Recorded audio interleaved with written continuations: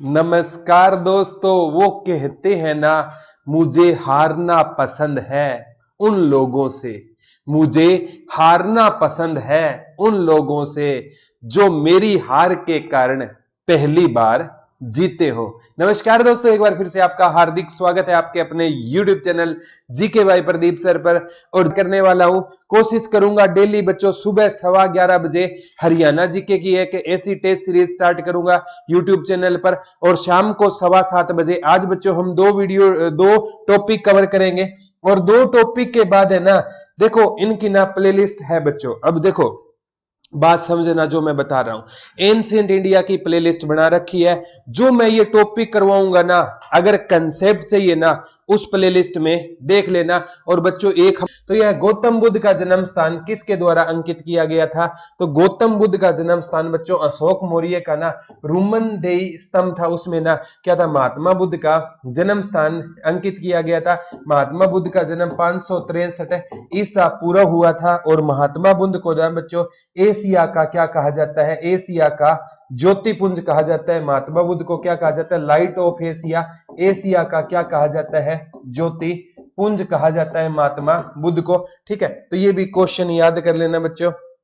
आगे क्वेश्चन आता है, बुद्ध किस वंश से संबंधित थे? तो बच्चों महात्मा बुद्ध का ना जो वंश था ना, महात्मा बुद्ध है ना शाक्य मुनि थे। कौन से थे? इन्हें क्या कहा जाता था? शाक्य मुनि से संबंधित थे। और ज्ञात्रिक कुल से ना महावीर स्वामी जी का संबंध किससे था बच्चों? ज्ञात्रिक कुल से था। मौर्य से चंद्रगुप्त मौर्य ने मौर्य वंश की स्थापना की थी। और पुराने टाइम में ना कुरु और पांचाल जो जनपद होता था, कुरु और पांचाल, उसका हिस्सा कौन होता था? हरियाणा पुराने टाइम में कुरु और पांचाल का हिस्सा होता था। कुरु की इंद्रप्रस्थ और पांचाल की अही छत्र कैपिटल होती थी। ये भी याद रखना बच्चों।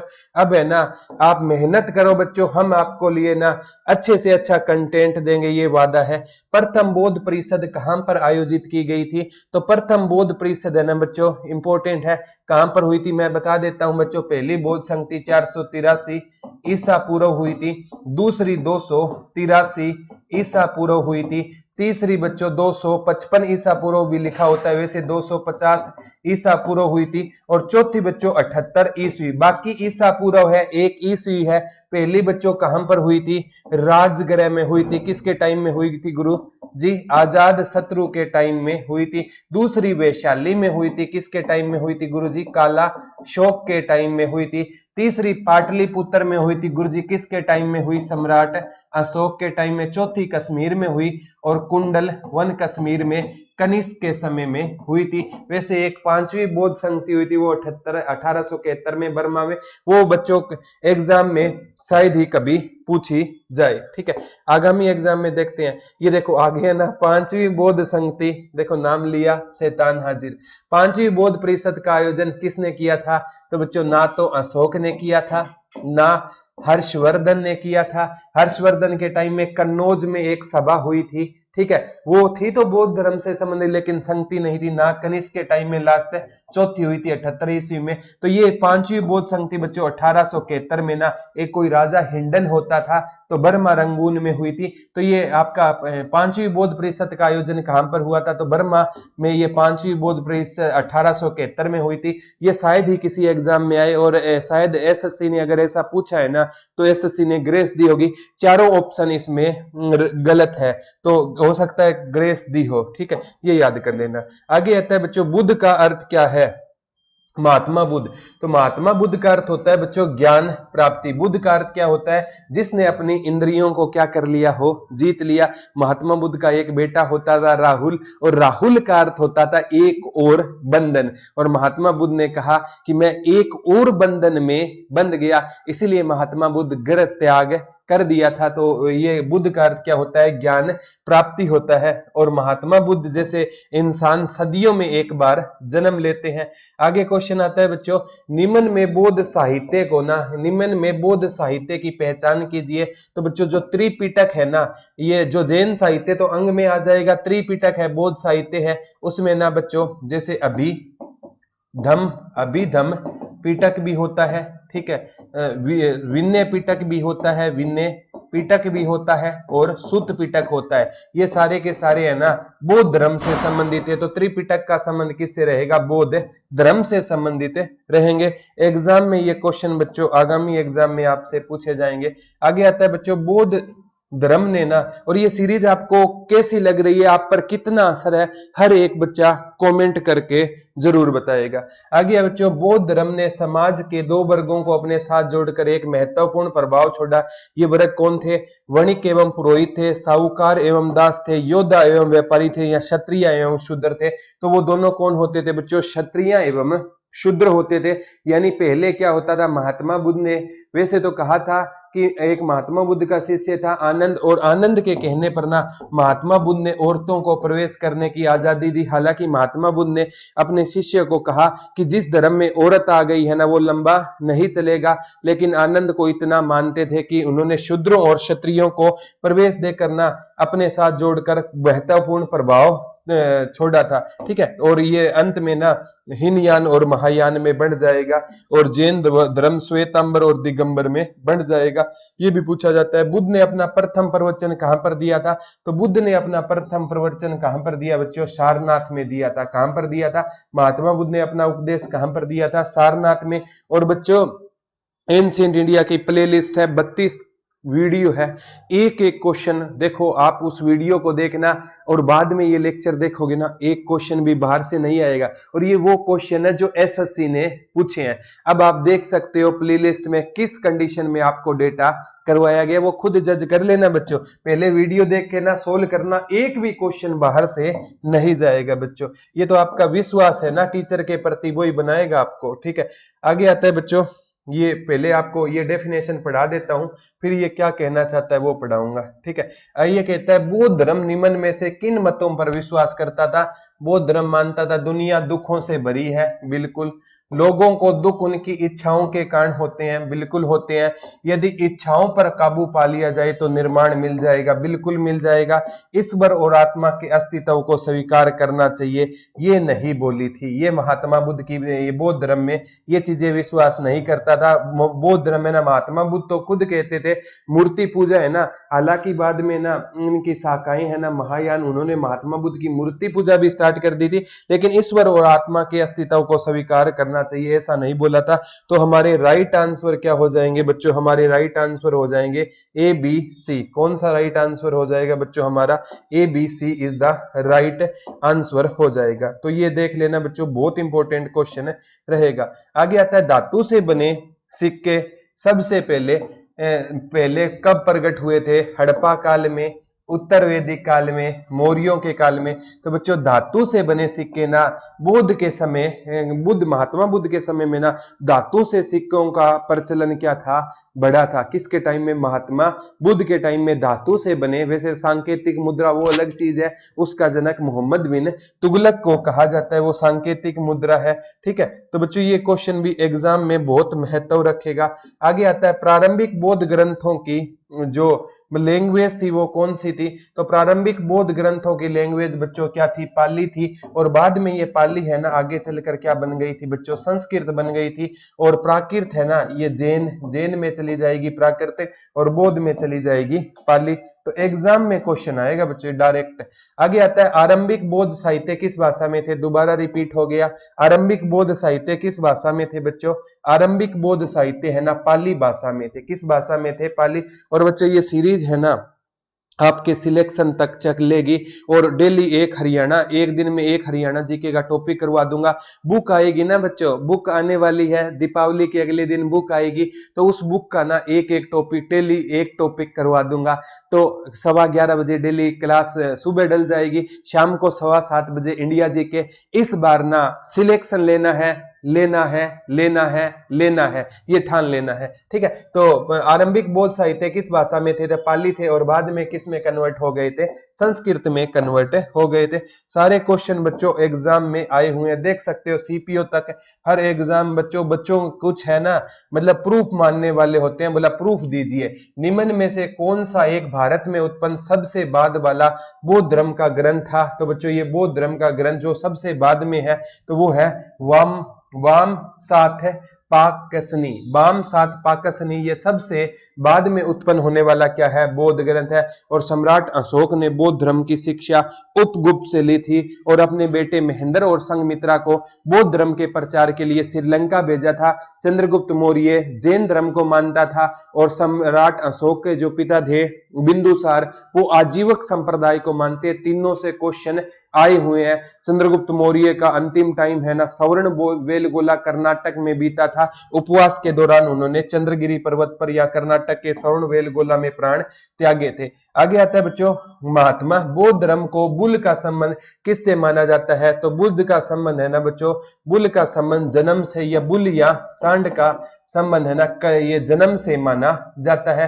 तो ये भी बच्चों बहुत बार वैसे प्रतीक चिन्ह करवा रखे हैं बच्चों। गृह त्याग का घोड़ा है, ठीक है, वो देख लेना, वो प्लेलिस्ट में वीडियो पड़ी है, वहां से देख लेना। आगे आता है बच्चों महात्मा बुद्ध को ज्ञान की प्राप्ति कहां से हुई थी। महात्मा बुद्ध को ना बोध गया नामक स्थान पर किसकी प्राप्ति हुई थी, ज्ञान की प्राप्ति। पीपल के पेड़ के नीचे महात्मा बुद्ध को क्या हुई थी, ज्ञान की प्राप्ति। पहला उपदेश कहां पर दिया था, महात्मा बुद्ध ने सारनाथ में पहला उपदेश दिया था। तो ये चीजें आपको याद करनी है बच्चों।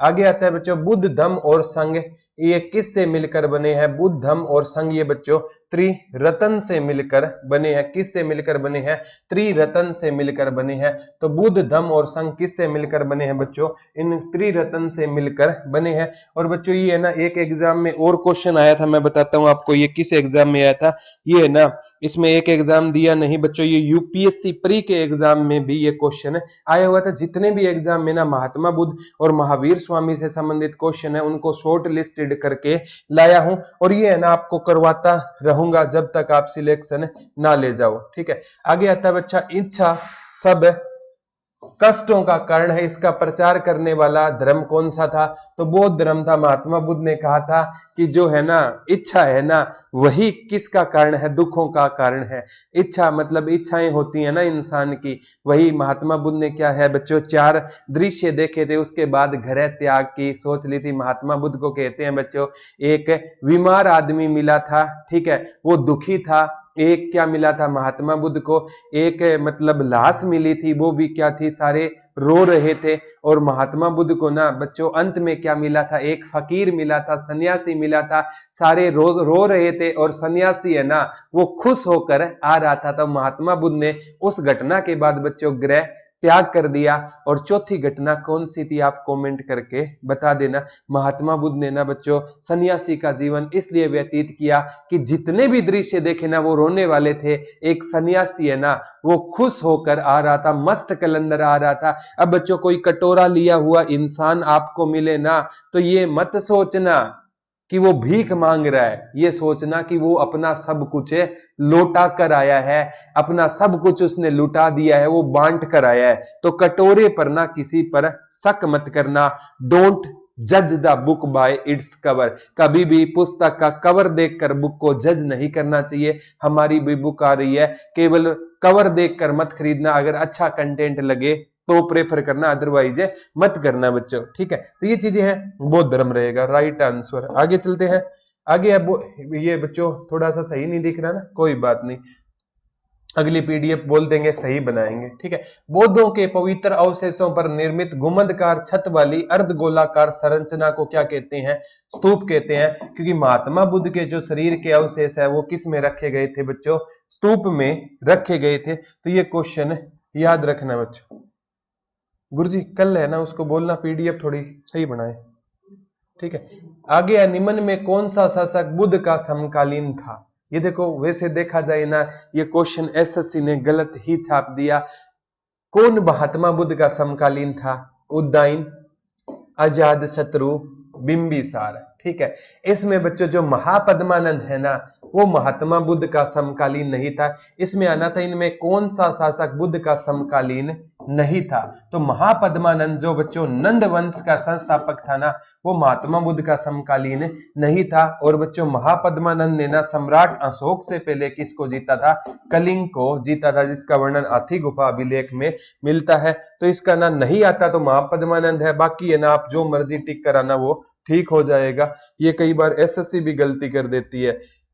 आगे आता है बच्चों महात्मा बुद्ध की मृत्यु कब हुई थी, महात्मा बुद्ध की ना 563 ईसा पूर्व जन्म हुआ था और 80 वर्ष की उम्र में ना 483 ईसा पूर्व महात्मा बुद्ध की क्या हो गई थी, मृत्यु हो गई थी। कुशी कुशी महात्मा बुद्ध ने प्राण त्याग दिए थे। कहां पर हुई थी आप बता देना, कुशी कुशी से बता तो दिया यार। कौन सा स्थान गौतम बुद्ध से संबंधित नहीं है? सारनाथ उपदेश दिया, कुशीनगर निर्वाण की प्राप्ति हुई, बोध गया, ठीक है, बोध गया ये संबंधित है। जो पावापुरी है ना ये महावीर स्वामी से संबंधित है, तो महात्मा बुद्ध से संबंधित कौन सा नहीं रहेगा? पावापुरी नहीं रहेगा। ये याद कर लेना बच्चों। आगे है बच्चों सबसे इंपॉर्टेंट, भारतीय इतिहास के निम्नलिखित युगों में किसके दौरान क्षत्रिय एक विशिष्ट पहचान रखते थे? तो ये इंपॉर्टेंट है बच्चों, ये एक एग्जाम में और में आया हुआ था। मैं बताता हूं किस एग्जाम में ये क्वेश्चन आया हुआ था। ये आया था बच्चों, ये जो CHSL के एक एग्जाम में, उसमें भी ये क्वेश्चन आया हुआ था। सारे मेंशन करके लाता हूं क्योंकि बच्चे आजकल ना सबूत मांगने लग गए हैं। तो भारतीय इतिहास के निम्नलिखित युगों में किसके दौरान क्षत्रिय एक विशिष्ट पहचान बन गया था? महात्मा बुद्ध के दौरान। और इन्हें कौन सा मुनि कहा जाता था? शाक्य मुनि। क्योंकि महात्मा बुद्ध का ना जब हाथ देखा ना तो एक कौंडल्य ऋषि ने भविष्यवाणी की थी, या तो ये लड़का चक्रवर्ती सम्राट बनेगा या सन्यासी बनेगा। इसीलिए महात्मा बुद्ध की शादी है ना उनके पिता ने, जो शुद्धोधन जी ने, बहुत जल्दी कर दी थी। लेकिन ना जो है ना बच्चों, होनी को कोई टाल नहीं सकता था।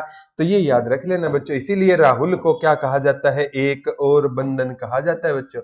आगे आता है महावीर स्वामी। कौन से महावीर कौन थे? तो महावीर है ना ये बच्चों जैन धर्म के ना 24वें तीर्थंकर हुए।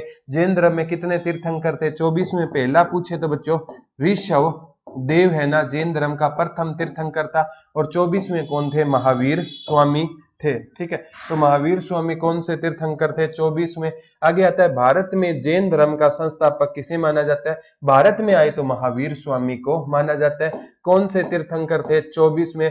गौतम बुद्ध तो बौद्ध धर्म के संस्थापक है, चंद्रगुप्त मौर्य वंश के है। और चंद्रगुप्त मौर्य का जो पोता था वो सम्राट अशोक होता था। बिंदुसार का रिश्ता क्या था आप बता देना, पता हो तो। ठीक है, आगे आता है बच्चों जैन धर्म का पहला तीर्थंकर को इसे माना जाता है तो ऋषभ देव को ना जैन धर्म का पहला तीर्थंकर माना जाता है। और जिन का अर्थ होता है विजेता। तो जैनियों का अर्थ क्या होता है? जिसने खुद पर क्या पाली हो? विजय पाली हो। तो ये याद कर लेना बच्चों। आगे आता है वर्धमान महावीर ने महापरिनिर्वाण निर्माण कहां पर प्राप्त किया था? महावीर स्वामी ने महापरिनिर्वाण, ये इंपॉर्टेंट है। महावीर स्वामी को ना पावा यानी पावापुरी में ना महावीर स्वामी की क्या हो गई थी? मृत्यु हो गई थी। मल्लों की जो कैपिटल थी पावापुरी में ना महावीर स्वामी की क्या हो गई थी? मृत्यु हो गई थी। सवर्ण बेलगोला में ना चंद्रगुप्त मौर्य की मृत्यु होगी। सारनाथ सम्राट अशोक ने उपदेश दिया। वैशाली में ना दूसरी क्या हुई थी बच्चों? बौद्ध संगति हुई थी, जो काला शोक के टाइम में हुई थी। चारों ऑप्शन से क्वेश्चन बन जाए ना तो टेंशन तो लेने ही नहीं है। जैन साहित्य को क्या कहा जाता था? तो बच्चों जैन साहित्य है ना उनको अंग कहा जाता था। और जैन साहित्य में कितने अंग थे? 12 अंग थे। ये भी आ सकता है कितने अंग थे? तो जैन साहित्य में कितने अंग थे बच्चों? 12 अंग थे। ये भी क्वेश्चन आपको याद रखना है। आगे आता है, ये बच्चों थोड़ा सा धुंधला है, कोई बात नहीं। प्राचीन भारत का प्रसिद्ध वह शासक कौन था जिसने अपने जीवन के अंतिम दिनों में जैन धर्म अपना लिया था? तो ये चंद्रगुप्त मौर्य था। इसने ना भद्र बाहु से ना चंद्रगुप्त मौर्य ने ना अंतिम टाइम में, जिसने जीवन में अंतिम दिनों में जैन धर्म अपना लिया, ये कौन होता था बच्चों? मतलब चंद्रगुप्त मौर्य होता था। भद्र बाहु से शिक्षा ली थी और कर्नाटक के सवर्णवेलगोला में इनकी अंतिम टाइम बीता था। और क्योंकि जैनियों में ना एक संकलन प्रणाली होती है, जब ये मरते हैं ना तो अपने को कठोर दंड देते हैं, तो इसी दंड के दौरान इनकी क्या हो गई थी? मृत्यु हो गई थी। ये याद रख लेना बच्चों, आगामी एग्जाम में। ये बच्चों आज का अंतिम क्वेश्चन है। ठीक है, तो दक्षिण भारत में प्रसिद्ध जैन केंद्र कहां पर है? दक्षिण भारत में ना सवर्णवेलगोला में रहेगा। यहाँ पर गोमतेश्वर महाराज की ना एक बहुत विशाल मूर्ति है। यहाँ पर भी ना चंद्रगुप्त मौर्य का अंतिम टाइम बीता था। मदुरै मंदिरों का शहर कहा जाता है। तो ये याद कर लेना बच्चों। आज हमने ना 2 टॉपिक कवर किए हैं, जैन धर्म और बौद्ध धर्म। डिटेल से ये तो वहां से ले लेना, जीके बाई प्रदीप सर की प्लेलिस्ट है। और मतलब इस ये टेस्ट सीरीज यहाँ पर आज 2 टॉपिक हो गए, कल 2 करेंगे। ऐसे करते करते ना अगर हमें बच्चों 45 दिन का टाइम मिला है ना तो सारी की सारी कोशिश करूंगा इंडिया जीके करवाने की और सारी की सारी हरियाणा जीके करवाने की। तो आप है ना, आप इतना प्यार दे रहे हो ना, तो आप हमारी जिम्मेवारी हो। और बच्चों आप लाइक और शेयर जरूर कर दिया करो, क्योंकि आपके लिए आपका टीचर दिन रात मेहनत करता है। तो आज के लिए इतना ही, कल दोबारा रूबरू होंगे। तब तक के लिए धन्यवाद दोस्तों। जय हिंद, जय भारत, लव यू ऑल। हंसते रहो, मुस्कुराते रहो।